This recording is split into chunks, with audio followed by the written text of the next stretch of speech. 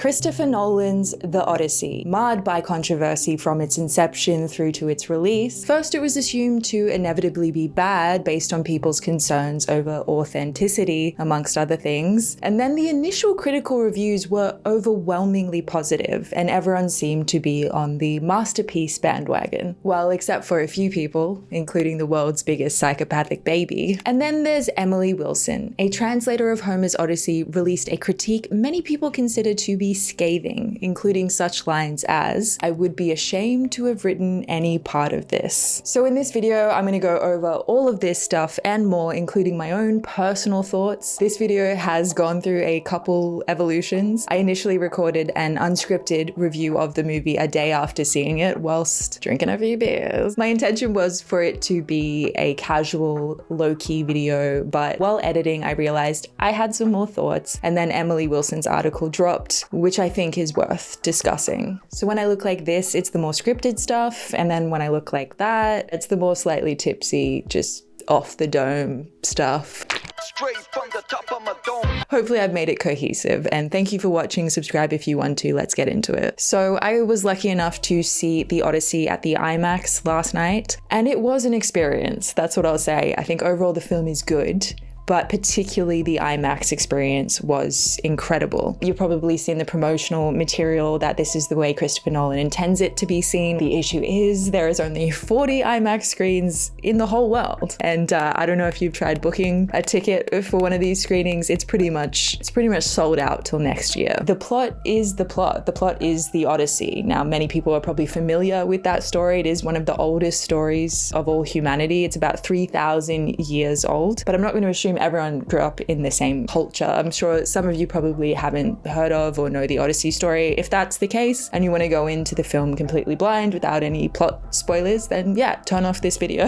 But most of you will know what the Odyssey is about, so there will be talks of this very, very old story, which you could consider spoilers, I guess. Anyways, so Nolan shot the Odyssey on real locations, a lot of practical effects. There is, of course, going to be some CGI, but mostly it has this very realistic vibe to it. Even the Cyclops is apparently an animatronic puppet rather than just full CGI. So that, alongside the cinematic filming techniques of using IMAX 70mm film, really creates this experiential energy to the whole thing. And of course, in an IMAX, you're getting the whole sound system. When there are characters who are in a cave and they're shouting things, the echo literally echoes through the sound system in the IMAX. You feel the sound's vibrations in your seat. It's kind of like a theme park ride. It blew me away, to be honest, because the last time I went to an IMAX film was when Titanic 3D came out, like 13 years ago or something. I do not regret that, by the way. Titanic is sick. But do I think it would be the same if you just went to, a digital projected version of it at a cinema or watching it at home? Absolutely not. Absolutely not. I don't think it would be the same at all. And I'm really not trying to sound as pretentious as Christopher Nolan here. I recently did a deep analytical video all about Obsession, and there was so much to analyze in Obsession. It felt quite original. It felt very pertinent, even though the Wish scenario story had been done before, like in Buffy or other things. It still felt incredibly dense, and you could watch something like Obsession on your phone at home and still have a great experience. The Odyssey definitely feels way more experiential, and it feels like you're only going to get that unique, as Nolan intended, experience by going to an IMAX. And that kind of sucks, okay? Because yeah, there is only 40 in the world. And even though, because I did get like the last seat, so I was way at the back, but the screen is so massive, like it's 18K resolution in compared to your standard 4K. So even though I was so far back, the actors on screen felt they were like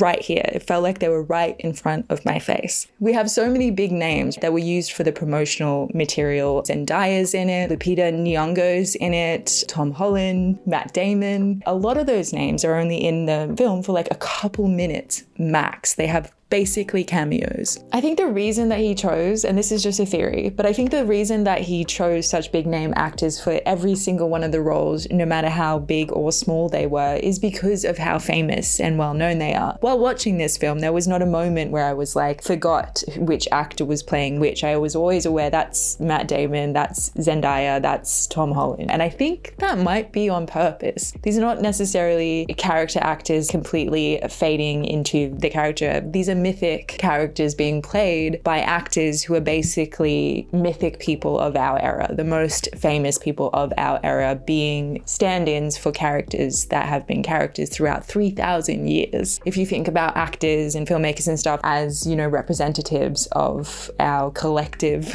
myth, it makes sense to use the most famous people. Not sure if I explained that as best as I could. I do think there's something kind of profound about the fact that this story is 3,000 years old and has been told throughout time in so many different iterations as storytelling and as the technology that allows for storytelling has evolved. This is the most immersive and compelling version, I think, that we have seen so far. And I found that quite beautiful. That in a sense, these dreams of these people 3,000 years ago have been manifested into this incredible, immersive, big screen experience where you're basically hallucinating the whole time. I think Nolan is very good at presenting his films in a sort of dreamlike fashion, in a really immersive way. And the fact that he designed this movie and shot it for a particular experience gives you one of the greatest experiences of a story that I have come across. Not in an analytical filmic sense, there are many, many, many films that I would rate way higher than The Odyssey, just personally. Do I prefer Obsession to The Odyssey? Of course. Do I prefer the drama to The Odyssey? Of course. But I haven't had an experience like seeing The Odyssey at the IMAX before in my life, and I think that's pretty cool. I also want to mention this particular shot, which I found just incredibly cinematically magical and completely 100% Nolan. So when Odysseus comes back and he is disguised as a peasant, there is a moment when he is talking to his wife Penelope. She's on one side of this thatched screen and he is on the other side. Something incredible happens. Something truly magical happens. So it's lit by firelight, and the fire's flickering illuminates different sides of the thatched straws, and it looks in itself, though it is completely practical and all happening in that moment, and that's what you would see with your eyes. It creates this very like digital sort of shimmering effect. And it also reminded me of a certain scene in Interstellar towards the climax when he is floating, trying to communicate with somebody. And the shimmering effect of this thatch screen reminded me so much of that moment in Interstellar. Very visually similar, almost like a signature of Nolan. Again, could be completely crazy. Even if it's not him self-referencing, it was stunning. The level of detail required to shoot something like that, bravo, really, bravo. I would be ashamed to have written any part of this. That's the clickbait sentence I've seen all over the internet lately, with people reacting to Emily Wilson's op-ed, An Uncomplicated Man. Many people think she's been incredibly unfair and scathing, and have responded almost out of offense, like she has to be wrong and bitter in her critique, because otherwise their opinion of enjoyment is an uneducated one. I think it's absolutely fine to enjoy things that also receive criticism, and I think Wilson presents an interesting argument backed up by decades of study and education. And though she is critical, she also praises certain elements of the movie, including gratitude to Nolan for popularizing the tale once again. Although you could also say she was damning with faint praise. Wilson is the first woman to translate Homer's Odyssey into English, with her version being released in 2017. Nolan has referenced the opening line of Wilson's translation in an interview, implying he's at least read it, although his Odyssey is based on the study of many translations, not just hers. What's interesting about his Odyssey adaptation and Emily Wilson's response to it is that the choices Nolan made are, of course, primarily in service of the film being this epic and immersive blockbuster experience, but they're also in the service of fitting his own narrative, one that echoes throughout all of his films. As Wilson puts it, yet again we watch a male character's desperate quest to recover and/or avenge a female love object. And I do have to agree that there is a common central theme across Nolan's films. Inception, dead wife. Memento, dead wife. The Prestige, dead wife. Interstellar, dead wife. And now The Odyssey, lost wife. little bit different. In fact, Nolan has never had a single female protagonist in his entire filmography. That's not to say he should feel compelled to make one simply for the sake of it, but it does mean we're entitled to notice the pattern and to ask whether it affects the way he writes men and women. Wilson argues that the Odyssey actually contains more female characters than many of Nolan's previous films, but that they remain woefully underwritten, such as her example of Lupita Nyong'o's character. She says that Nyong'o's double part as Helen and Clytemnestra is hugely underwritten. She is given only a few minutes of screen time to perform a set of brief tableaus of female victims: the outraged, bereaved mother, the abused wife, the repentant adulteress. She also comments on Charlize Theron's Calypso, who looks gorgeous, but she is never angry, never funny, not skilled in rhetoric, and never consumed by lust for her scraggly mortal victim. She's an unpaid therapist, soothing the soul of the bedraggled, PTSD-ridden Odysseus with drugs and graciously listening to his disjointed tale of woe. Her most striking example is Penelope. In Homer's poem, Penelope has dreams, fears, desires, and ambiguities about the prospect of Odysseus returning to her. Nolan's Penelope has none of this. She is beautiful and somewhat cunning, but essentially exists to yearn for Matt Damon's Odysseus. And this gets to a larger problem Wilson has with Nolan's adaptation. The film repeatedly gestures towards the themes of Homer's poem without developing them into anything particularly coherent or profound. One of her most interesting arguments concerns the film's moral framework. Nolan clearly wants to modernize some of Homer's values. But Wilson argues that he does so inconsistently. Defying the gods can be noble when Odysseus blinds Polyphemus, but foolish when Eurylochus defies divine instructions. Deception is condemned in some circumstances, but celebrated in others. Sharing is good, but monarchy is also presented as unambiguously good. Violence is wrong when motivated by greed, but righteous when used to defend what Odysseus already possesses. And why does he have so much stuff? Was it perhaps murder? The problem isn't necessarily that Nolan changes Homer's morality. Any adaptation is going to do that. The problem is that, according to Wilson, these moral ideas don't seem to form a coherent worldview. They're simply arranged around whatever the film needs its hero to be at any given moment. As she says, deception, warmongering, extramarital sex, cruelty to animals, abusing women, and yearning for honor, all perfectly fine in the world of Homer, are in this version very bad. This is not itself a problem, but it is a problem if the film's own values and vision don't hang together, and if the characters' motivations don't make sense on their own terms. And I think her criticism of the film's treatment of violence is particularly interesting, considering what I've already said about the movie's greatest strength being its spectacle. As Wilson notes, the representation of Odysseus as a reluctant warlord makes a nonsense of the movie's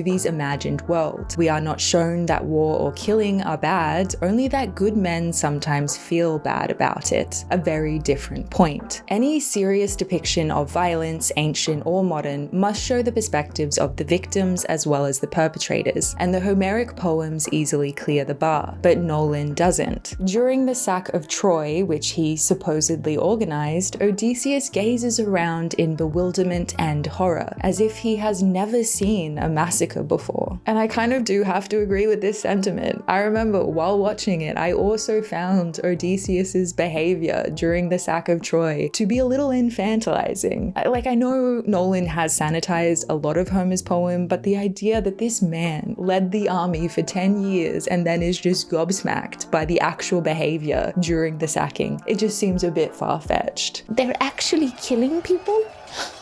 Oh no, they're grabbing women. Oh no, murder, murder everywhere. What have I done? Like, it was weird. It was weird. I'm sorry. Wilson, a classicist, obviously has an incredible amount of in-depth knowledge and understanding of Homer's epic poem, far more than I could ever hope to have. I understand when you have such a personal connection, you can feel betrayed if the story hasn't been told well. Kind of like how I felt, in a smaller way, about Emerald Fennell's awful Wuthering Heights. Just awful. Ultimately, Wilson argues that Nolan's Odyssey lacks much of what makes Homer's poem so enduring. She says, it lacks psychological, emotional, political, and ethical depth. The writing is abysmal. None of the characters has convincing motivation for their actions or words. There are no sex scenes, and all the food looks horrible. And look, I do think that last quote was a bit scathing and harsh. To be fair, that would hurt my feelings if I was Christopher Nolan. And look, whilst I don't agree with everything in Wilson's review, I think she identifies some important issues with Nolan's approach to the source material, which she understands in great depth. And whilst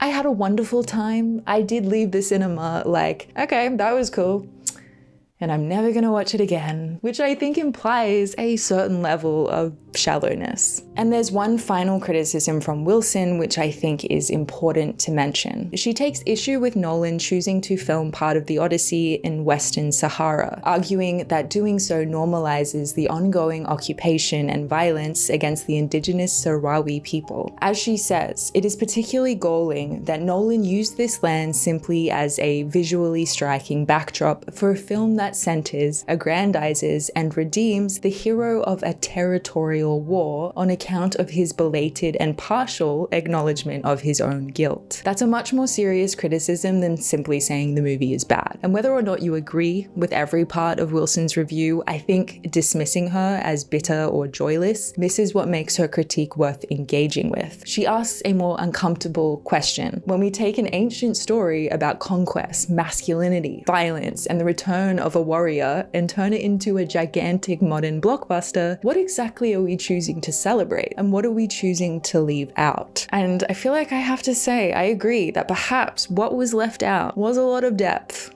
in order to celebrate the spectacle. But the spectacle is pretty fucking cool. So another positive thing I have noticed because of this movie and the recent success of films like Obsession or Backrooms is it feels like after there's been quite a drought, when it rains, it pours. I think it's so awesome to see so many people going out and being excited to see movies in the cinema. And that shows when a film is well made and it's sparking conversation or it's an incredible experience, people are willing to go out and pay for it. Like, these films are making hundreds of millions of dollars, and it does feel like we are in these moments more connected because we're all having conversations about certain films and what they mean. Thank you so much for watching, making it to the end and all that. Let me know your thoughts in the comments below. Did you go see it at the IMAX or a regular cinema, and what was that experience like? And do you plan on watching it ever again in your whole life? Would also love to know that. Consider subscribing or liking or hyping. Thank you so much. Love you. Bye.